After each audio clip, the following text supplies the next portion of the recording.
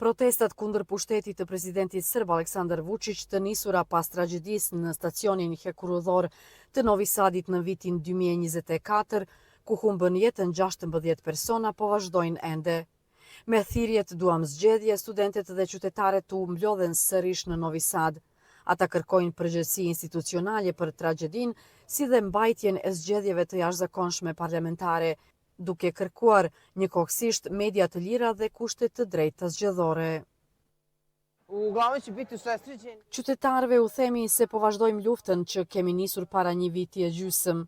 Jemi të përqendruar te problemet në funksionimin e institucioneve, puna e policisë dhe gjendja e lirive mediale. Mbështetje për studentët dhanë edhe profesorët universitar, disa prej të ciljave thonë se po përballen me presione për shkak të mbështetjes së tyre publike ndaj lëvizjes studentore. Studentët e kanë kuptuar se kjo qeveri nuk është e gatshme për ndryshime thelbësore. Lëshimet e deritanishme janë shumë të vogla për të prekur strukturat që mbrojnë rrjetet korrupsionin.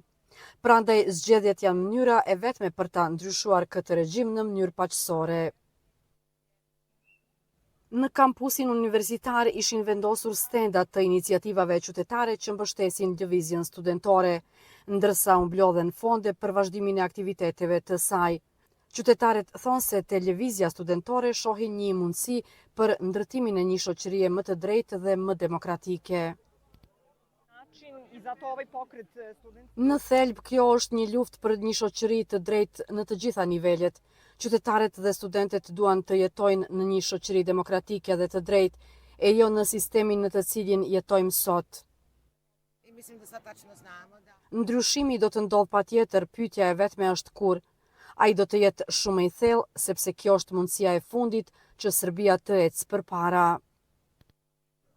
Studentët paralajmëruan vazhdimin e aktiviteteve gjatë verës dhe ritheksuan se mbeten të përkushtuar ndaj kërkesave të tyre, duke theksuar se ndryshimet politike janë të mundshme vetëm me pjesëmarrjen aktive të qytetarëve.